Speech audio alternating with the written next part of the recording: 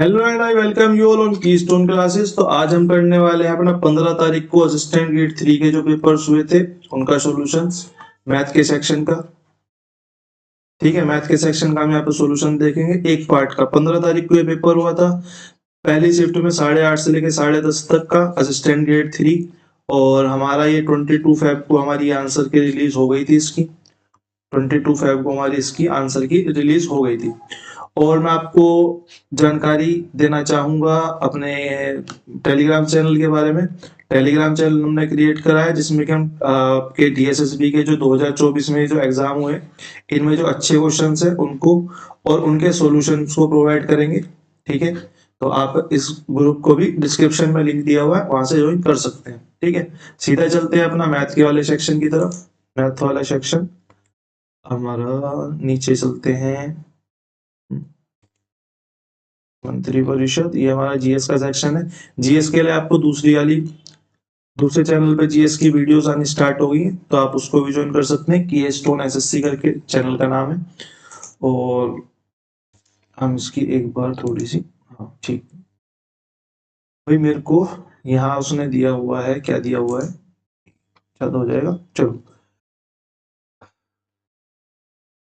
Question ने दिया नीचे दिए गए बार ग्राफ लगातार 2 वर्षों 2021 के दौरान एक प्रकाशक कंपनी की 6 शाखाओं से पुस्तकों की बिक्री हजारों में दर्शाता है। यानी कि 2 शाखाएं हैं, एक ये ग्रीन वाली है और एक ये है, इसकी संख्या दर्शा रहा है। B1, B2, B3, B4, B5, B6 करके कंपनियां हैं। ये सारी कंपनियां हैं। उसमें 2020 में यहाँ 80 हुई है, तो यहाँ 70 हुई है। क्वेश्चन ने क्या बोला है, 2021 की तुलना में 2022 में सभी शाखाओं में बिक्री में कितने प्रतिशत की वृद्धि हुई 2021 के मुकाबले 2022 में। तो मेरे को दोनों का टोटल निकालना पड़ेगा। मैं यहां से निकाल लेता हूँ भाई। 80 प्लस में 90, मैं यहीं से जोड़ना स्टार्ट करता हूँ। 80 प्लस में 90 कितने हो गए, 170। 170 प्लस में 70, 240।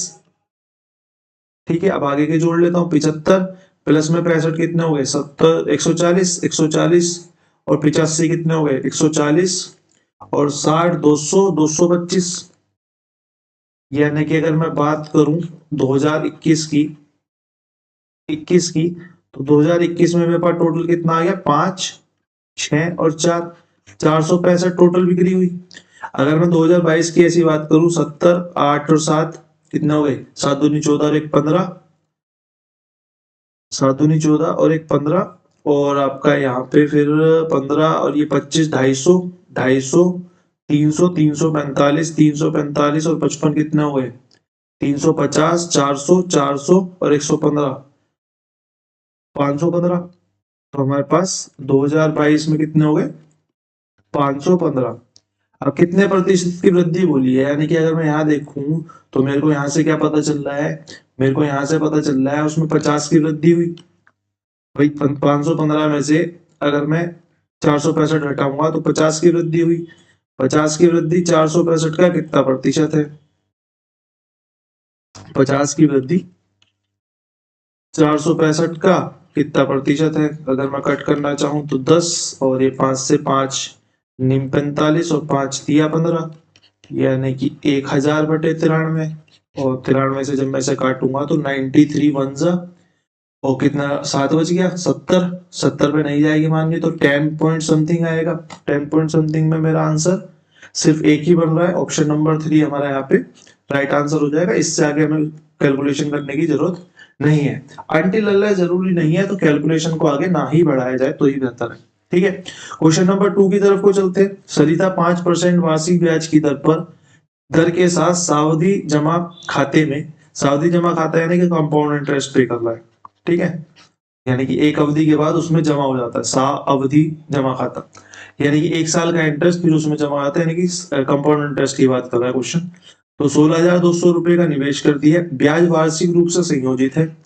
2 वर्ष बाद उसके खाते में कितनी राशि हुई। मेरे को पता है 5% को मैं क्या लिख सकता हूँ, 5% को मैं बोल सकता हूँ 1/20 और 1/20 बोल सकता हूँ। तो मैं इसको 2 तरीके से कर सकता हूँ। तो प्रिफरेबल, अभी मैं आज आपको दोनों तरीके नहीं एक ही करा देता हूँ, छोड़ो।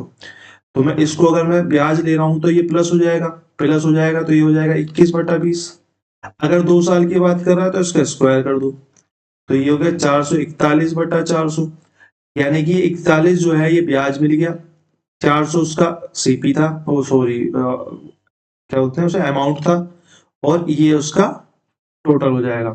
तो 16,200 जो था उसकी वैल्यू हमारे हिसाब से कितनी आई, 400 प्रिंसिपल की, और हमें 441 की वैल्यू निकालनी है। तो मैं 4 से इसे काट लेता हूँ,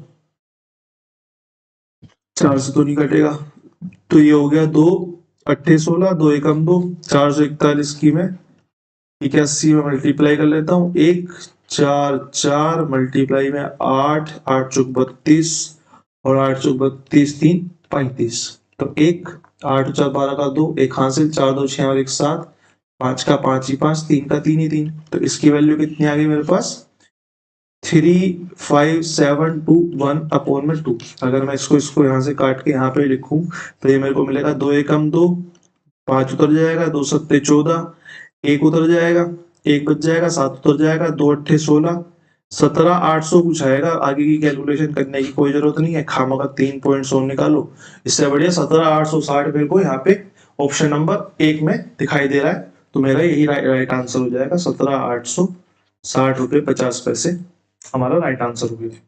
अगले क्वेश्चन की तरफ चलते हैं। एक किराने की दुकान में बिक्री लगातार 5 महीने तक इतनी इतनी इतनी इतनी रही, छठे महीने में उसकी कितनी बिक्री होनी चाहिए, 6th मंथ में, यानी कि 1 2 3 4 5 मेरे को यहाँ दिया है। छठे महीने में पूछ रहा है कि टोटल जो बिक्री का औसत है वो 650 रुपये हो जाए, टोटल बिक्री का औसत जो है 680 हो जाए। तो इसको मैं दो तरीके से कर सकता हूँ, इसको मैं दो तरीके से कर सकता हूँ, जैसे कि मैं 544 690 684 720 और 656 को अगर मैं जोड़ लूं तो मेरे को पता चल जाएगा 5 मंथ का टोटल कितना है। तो यहाँ से कितना आ गया, 6 4 10 4 14 का 4 लगा, एक हासिल, और 9 9 दूनी 18 और 4 22 23 24 24 और 5 29 का 9 लगा, 2 हासिल, 5 और 2 7, 6 दूनी 12 13 13 और 7 20 26 26 और 6 26 और 6 32 32 94 हमारे यहाँ पे 5 महीने का टोटल आ गया। लेकिन मेरे को तो 6 महीने का औसत कितना चाहिए, 6 मंथ का औसत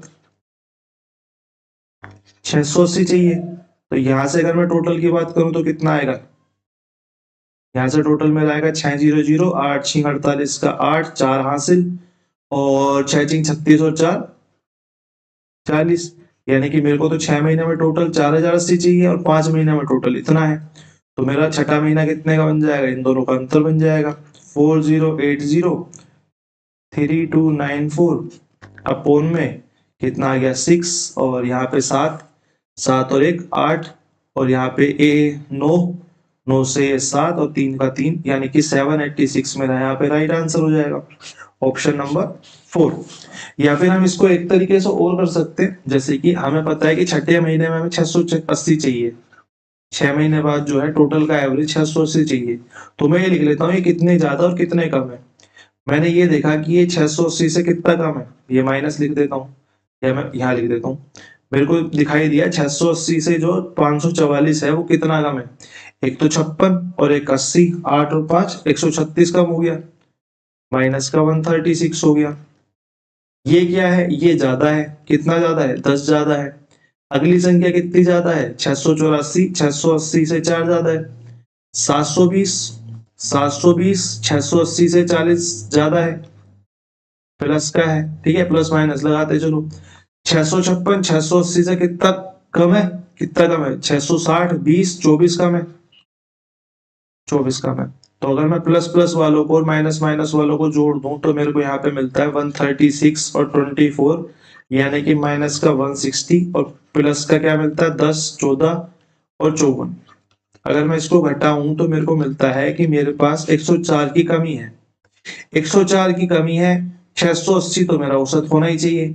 तो 6 नंबर कितना हो गया, 6 नंबर मेरा हो गया 680, 104 की कमी थी तो मैंने इसमें 104 जोड़ दिए, तो मेरा यहाँ पे बन गया 786 राइट आंसर हो गया। ठीक है, आई होप आप लोगों को दोनों मेथड समझ में आ गए होंगे। सेकेंड मेथड की प्रैक्टिस हो जाती है। तो आपका टाइम बहुत ज्यादा बच जाएगा।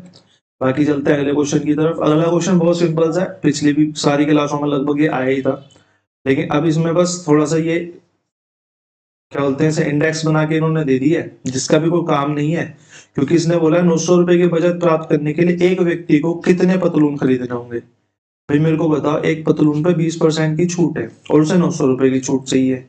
1500 रुपए पे अगर 20% की छूट है तो मैं यहाँ से सीधा कह सकता हूँ कि एक पतलून पे 300 रुपए की तो छूट ही है। ठीक है, एक पतलून पे 300 रुपए की छूट है और मेरे को चाहिए 900 रुपए की छूट, तो मैं 3 पतलून ले लेता हूँ। भाई ये 300 रुपए की छूट एक पतलून पे थी, तो तीन पतलून पे मेरी 900 रुपए की छूट हो जाएगी, तो मेरा आंसर हो जाएगा ऑप्शन नंबर 3। ये इंडेक्स पे क्वेश्चन बड़ा अच्छा बन सकता था, पर एग्जामिनर ने बनाया नहीं, पता नहीं, एक दो अटपटे से क्वेश्चन भी है। देखते हैं आगे। क्वेश्चन नंबर 5, 774 पर 10% प्रतिवर्ष की दर से साधारण ब्याज के रूप में इतने रुपए प्राप्त हुए। आवश्यक महीनों की संख्या बताओ। ये तो कर ही सकते हैं मेरे हिसाब से। इंटरेस्ट बराबर में P into R into T, simple से फॉर्मूले में डाल के कर लेंगे। सो मंथली तो निकालने। इंटरेस्ट मेरा कितना 64.5 इक्वल टू कितने, किसके आ गया, सेकंड, इक्वल आ गया मेरा ये आ गया 774 मल्टीप्लाई 10 मल्टीप्लाई में मेरे को टाइम ही नहीं पता, अपॉन में 100। ठीक बात है, अब काटना स्टार्ट करते हैं। यहाँ पे ये आएगा 10, तो 10 से और ये 10 से ये 100 कट जाएगा, और किससे क्या कटेगा, और किससे क्या कटेगा, और किससे क्या कटेगा, और किससे क्या कटेगा। अगर मैं इसको मंथ में निकालना चाहता हूँ तो मेरे को बट्टे में 12 से ही मल्टीप्लाई करनी पड़ेगी। 12 से मल्टीप्लाई करने की तो पड़ेगी, तो मैं से 3 से काट सकता हूँ 4, और ये हो गया हमारा 3 दूनी 6 और एक बच गया, 3 25 15 और 3 7 21, 3 8 24, फिर 4 से 4 छीन, नहीं 4 से तो नहीं कटेगा पूरा, 2 से कटेगा, 2 एकम 2, 2 दूनी 4, 2 नी 18 और 9 पंजे 45, ये 5 से कट जाएगा। तो मेरे को यहाँ पे क्या बचा, मेरे को यहाँ पे x बचा, ये 2 बचा और ये 5 बचा, 2 की मल्टीप्लाई उधर क्रॉस में, तो x बराबर कितने का आ गया, 10 मंथ के। बस ये डिवाइडेड बाय 12 होगा, इसका थोड़ा ध्यान रखना। बाकी क्वेश्चन नंबर 6 की तरफ को चलते हैं। क्वेश्चन नंबर 6 हमारा कह रहा है कि ABC की आयु का औसत, सिंपल सा क्वेश्चन है, 28 साल है। BC की आयु का औसत 24 साल है। तो मेरे को पता है 3 का 28 है, तो 2 और 2 का 24 है, तो मैं यहां से बस ले जाके सीधा माइनस कर दूंगा। सिंपल सा क्वेश्चन, आप लोग होमवर्क में लिख लो, इतना लिखने में ये सोल्व हो जाएगा। एक निवेशक बचत खाते में 7400 रुपए जमा करता है, 4% चक्रवृद्धि ब्याज मिलता है।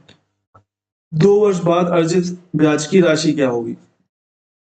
भाई 7400 रुपए प्रिंसिपल है, रेट जो है वो 4% है। 4% को मैं क्या बोल सकता हूँ, 4% को मैं 1/25 बोल सकता हूँ।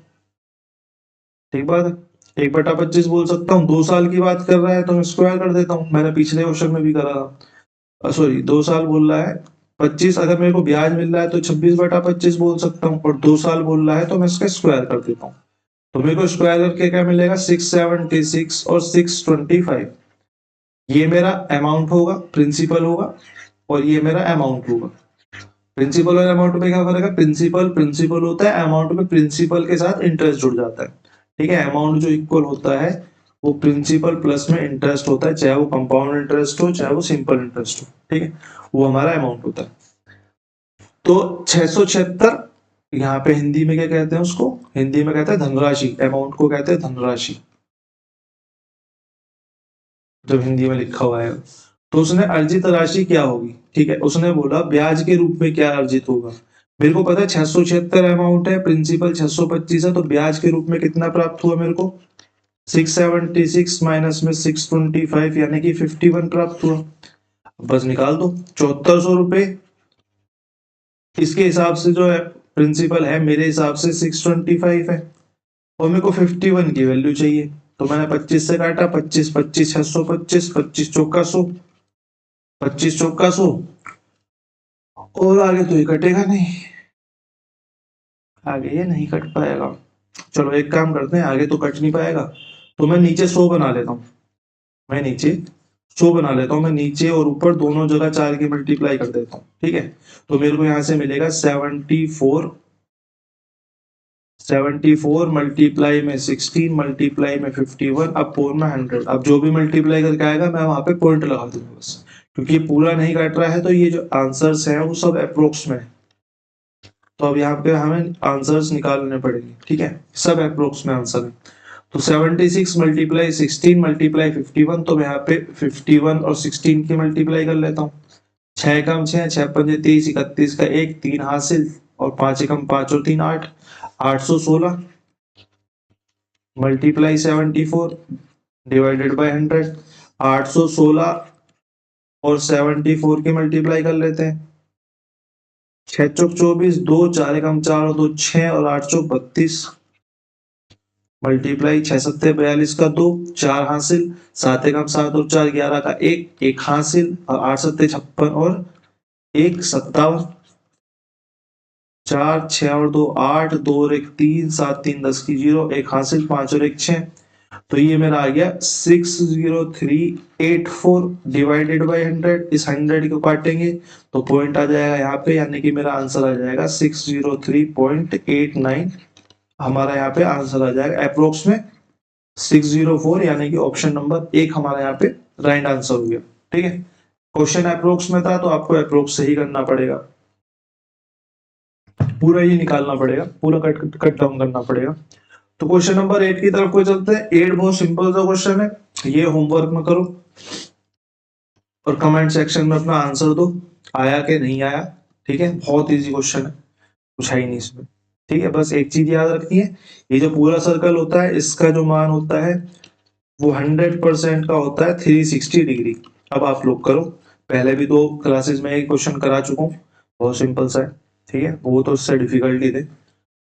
क्वेश्चन नंबर 9 की तरफ को चलते हैं। क्वेश्चन नंबर 9 हमारा क्या कह रहा है, 30,400 रुपए पर 2 वर्षों के लिए 10% प्रतिवर्ष की दर से प्रतिवार्षिक दर से संयोजित चक्रवृद्धि ब्याज ज्ञात करो। ये भी सिंपल सा ही क्वेश्चन है, मतलब पहला सेक्शन तो बहुत हल्का दे रखा है उन्होंने, बहुत हल्का। एक सेकंड देना मेरे को। पहला सेक्शन तो काफी हल्का दिया हुआ है, ठीक है। 10% को मैं क्या बोल सकता हूँ, अभी मैंने कल ये तीसरा क्वेश्चन है सीआई पे तीसरा क्वेश्चन है, तो सीआई को थोड़ा सा कैलकुलेशन को फिंगर टिप्स पे करके था ना, क्योंकि सीआई बस कैलकुलेशन में दिक्कत करता है। 10% को मैं क्या बोल सकता हूँ, 1/10, और ब्याज मिलेगा तो मैं बोल सकता हूँ 11/10, और 2 वर्षों के लिए मिलेगा तो मैं इसको बोल सकता हूँ 121/100 मिलेगा। अब उसने संयोजित चक्रवृद्धि ब्याज पूछा है, चक्रवृद्धि ब्याज पूछा है यानी कि 21 की वैल्यू पूछी है भाई। इसमें 100 तो अमाउंट है, वो प्रिंसिपल है, तो 21 ब्याज हुआ। तो मैं यहां से बोल सकता हूँ कि 30,400 की वैल्यू अगर 100 है तो मेरे से 21 की वैल्यू पूछी है, मैंने 2 जीरो से 2 जीरो काट दी, बस 304 की मल्टीप्लाई 21 में करेंगे, हमारा आंसर आ जाएगा। मल्टीप्लाई में 806, यानी कि ये हो गया हमारा 48366384 हमारा यहाँ पे राइट आंसर हो जाएगा। ऑप्शन नंबर 4 हमारा यहाँ पे करेक्ट आंसर हो गया, ठीक है। अगले क्वेश्चन की तरफ को चलते हैं। 2 उम्मीदवारों के बीच एक चुनाव में कुल वैध मतों में से 60%, एक को कुल वैध मतों में से 60% वोट मिले। अभी तो मेरे को यही नहीं पता कि वैध मत है कितने, तो अवैध कुछ हुए होंगे भाई। 20% वोट अवैध हो गए, मैंने बोला ये भी परसेंटेज का ही टॉपिक है, ठीक है। 100% वोट थे, अगर उसमें से 20% अवैध घोषित हो गए तो मेरे पास कितने वोट बचे, मेरे पास 80% वोट बचे, ठीक है। अब इसमें से एक बंदे को 80% का 60% मिल गया, यानी कि मैं बोलूं तो 48% इसको मिल गए। अगर 48 इसको मिल गए, 80 टोटल थे, तो मैं ये कह सकता हूं इसको, इसके पास कितने होंगे, इसके पास 32% वोट होंगे वैध मतों के। तो दूसरे उम्मीदवार को प्राप्त वैध मतों की संख्या कितनी है, इसको वैध मतों का 32% मिला, नहीं, इसको टोटल मतों का 32% मिला, ठीक है। और इसने टोटल मतों की संख्या बोल दी 4600, 4600 टोटल है, तो मेरे हिसाब से तो 100 है, और उसका 32 इसको मिला है, तो मैं इसको 2 से कट कर दूंगा। और मैंने देखा कि 6 दूनी 12 पे 2 ऑप्शन बन रहे हैं, सॉरी 6 दूनी 12 पे तो 2 ऑप्शन बनना है, तो 46 मल्टीप्लाई 32 हमें करना पड़ेगा। तो यहाँ पे कर लेते हैं 46 मल्टीप्लाई 32, 6 दूनी 12, 1 4 दूनी 8, 6 दूनी 12, 6 तिया 18, 18 26 और 7, 2 4 तिया 12 और 2 14, 1472 हमारा यहाँ पे राइट आंसर हो जाएगा। Option number C, option number 3 हमारे यहाँ पे राइट आंसर हो जाएगा। 11वें क्वेश्चन की तरफ को चलते हैं। एक बल्लेबाज ने 240 रन बनाए, 6 चौके व 6 छक्के शामिल है, 6 चौके व 6 छक्के शामिल हैं। उसने अपने कुल स्कोर का कितना प्रतिशत विकेटों से दौड़कर लगाया? भाई मैंने बोला 6 चौके शामिल है, तो उसने 6 मल्टीप्लाई 4 यानी कि 24 रन तो चौकों से प्राप्त कर लिए बाउंड्रीज से, और छक्कों से कितने प्राप्त कर लिए? 6 छक्के हैं तो 6 रन होते हैं एक छक्के में, तो मैंने 36 रन यहां से प्राप्त कर लिए। भाई अगर मैं इनको देखूं तो 3 2 5 टोटल बाउंड्री से जो प्राप्त हुए वो मेरे 70 रन है। लेकिन टोटल रन कितने बनाए हैं? टोटल रन उसने 240 बनाए हैं। तो अगर मैं बात करूं तो मेरे को 40 30 170 रन उसने दौड़ के बनाए होंगे, फिर 170 रन दौड़ के बनाए होंगे, 170 आएगा ना, 7 दूनी 14, ठीक बात है, 170 आएगा। और 240 का कितना प्रतिशत है? 1 0 से 1 0 कट, 4 6 24, कट तो नहीं रहा भाई सब पूरा, यही पॉइंट आएगा क्या? लगता है फिर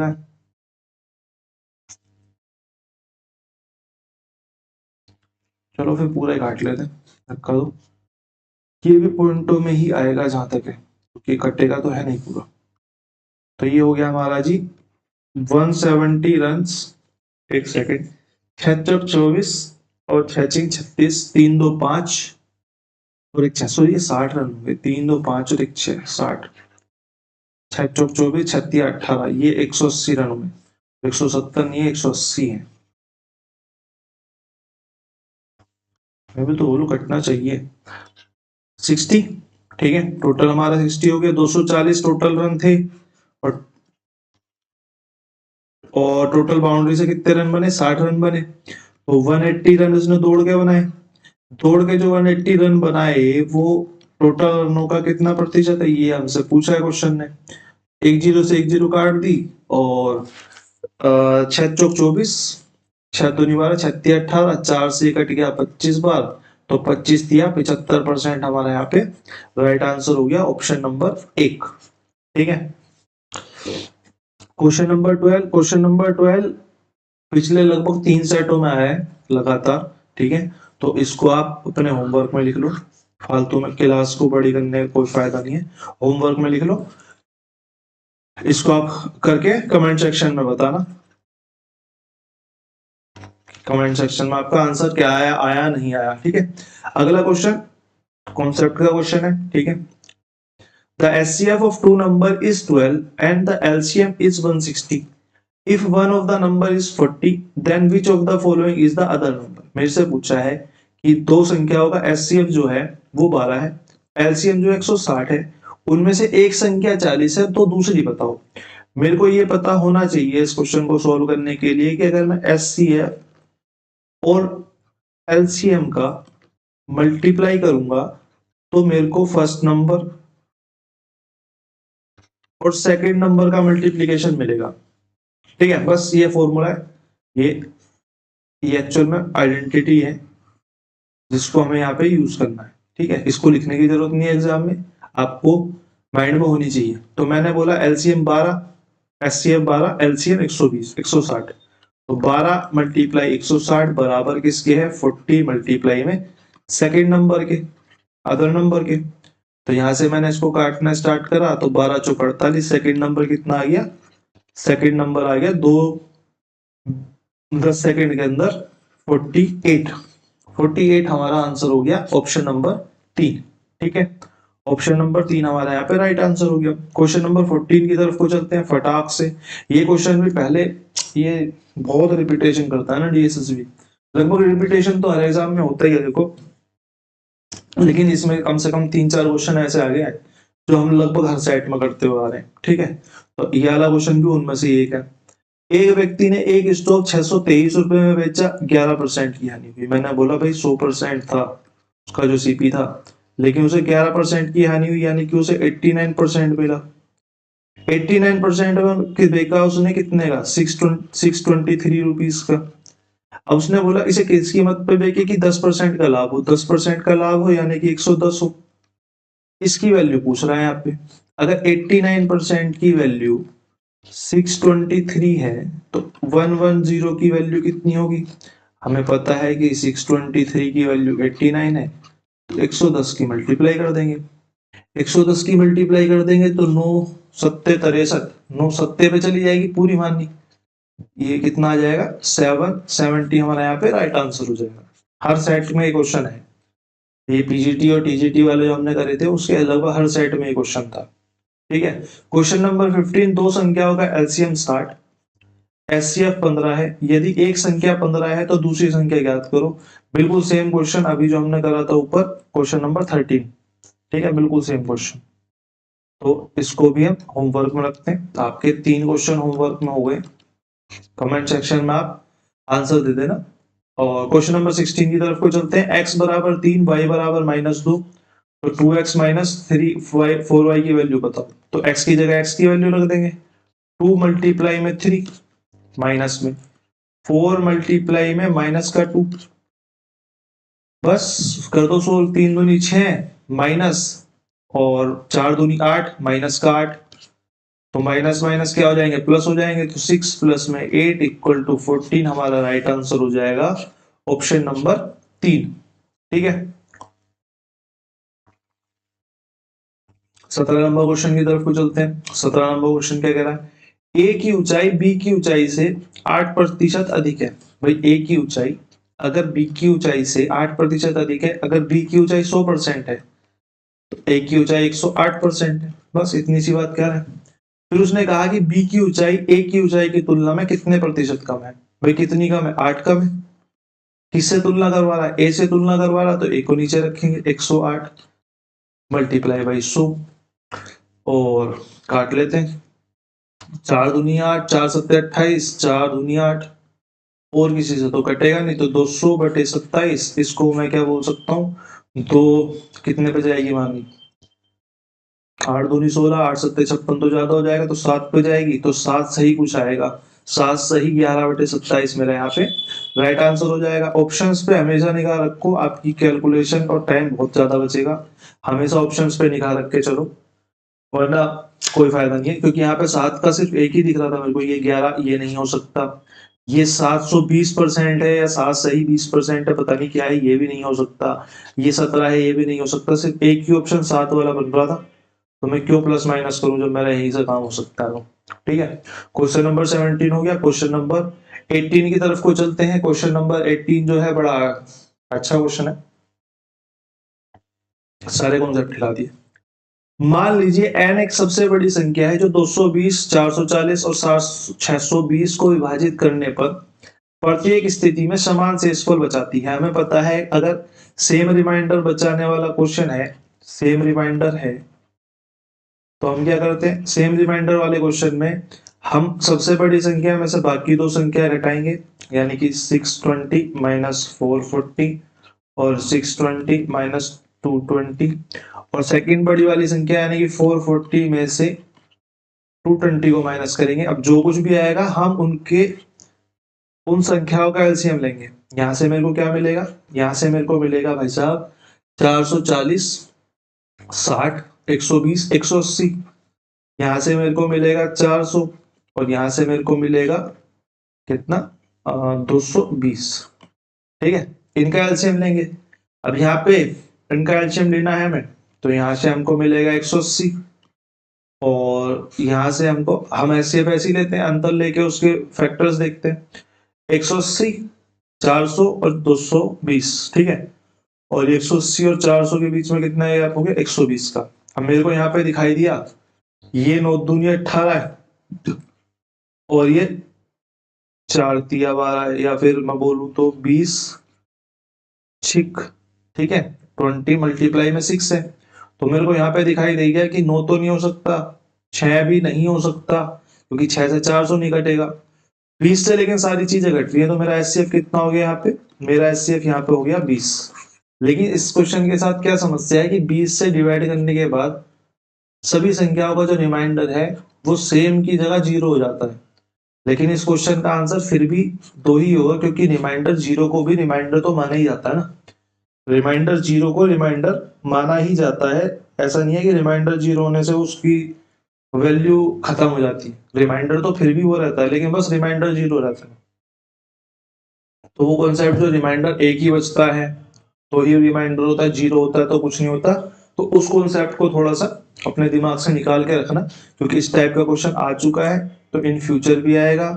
और कहीं आपके दिमाग में ये वाली चीज घुस गई एग्जाम हॉल में, इसका तो सब काट के 0 आ रहा है, तो आप यहाँ पे 6 या 9 कुछ लगाया होगे और आपको काम खराब हो जाएगा, कुछ मल्टीपल करने लग जाओगे तो टाइम खराब होगा उसमें, और कुछ नहीं। ठीक है, क्वेश्चन नंबर 19 और 20 रह गए हमारे पास, और कोई क्वेश्चन रह गया। 20 क्वेश्चन हमारा जो है वो अलजेब्रा का है, और 19 क्वेश्चन जो है हमारा एलसीएम एचसीएफ का है। देखो एलसीएम एचसीएफ वाला क्वेश्चन, दो संख्याओं का एचसीएफ और एलसीएम। एचसीएफ कितना 16, एलसीएम कितना हमारा 288। संख्याएं 2:9 के अनुपात में, दोनों संख्याओं में से बड़ी संख्या क्या होगी? लो भाई, जो नंबर होता है अगर मेरे को दो संख्याओं का रेशो दिया हुआ है, तो अगर मैं इनमें एचसीएफ की मल्टीप्लाई कर दूं, एचसीएफ मल्टीप्लाई में रेशो, तो मेरे को यहां से ही नंबर मिल जाएगा। मेरे को तो इस क्वेश्चन में एलसीएम की कोई जरूरत ही नहीं थी, मेरे को तो खाली ये दिया होता और ये दिया होता तो भी मेरा नंबर निकल जाता। भाई मेरे हिसाब से अनुपात जो है दोनों है, तो मैं अगर इसमें 16 की मल्टीप्लाई करूंगा तो आंसर आ जाएगा, छोटी पूछेगा तो इसमें 16 की मल्टीप्लाई करूंगा तो आ जाएगा। छोटी कितनी हो जाएगी? 32, और बड़ी कितनी हो जाएगी? 9 6 54 का 4, 5 हासिल, 9 एकम 9 5 14, 144 हमारा यहाँ पे राइट आंसर हो जाएगा। ऑप्शन नंबर 2 करेक्ट आंसर हो जाएगा। क्वेश्चन नंबर 20 की तरफ को चलते हैं। यदि x plus Y plus Z बराबर में 3 के हैं, तो x की क्यूब प्लस वाई की क्यूब प्लस जेड की क्यूब का मान याद कीजिए। x की क्यूब प्लस वाई की क्यूब प्लस जेड की क्यूब का मान क्या हुआ? भाई मेरे को पता होना चाहिए, मेरे को क्या पता होना चाहिए? अगर x की क्यूब प्लस वाई की क्यूब प्लस जेड की क्यूब जो है 3 के बराबर है,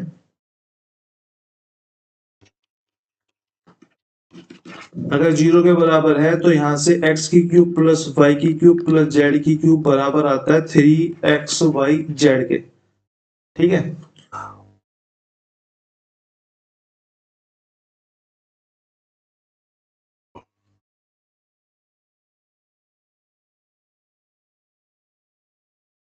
ठीक है, तो यहां से आता है x की क्यूब प्लस वाई की क्यूब प्लस जेड की क्यूब आता है 3xy जेड के।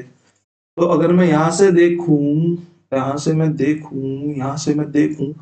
अगर मैं दोनों तरफ की क्यूब कर दूं, तो मेरे को यहां से क्या मिलेगा? यहां से मेरे को 27 मिलेगा, और ये प्लस में 3xy जेड हो जाएगा। तो मेरा आंसर जो आ जाएगा वो ये आ जाएगा। ठीक है,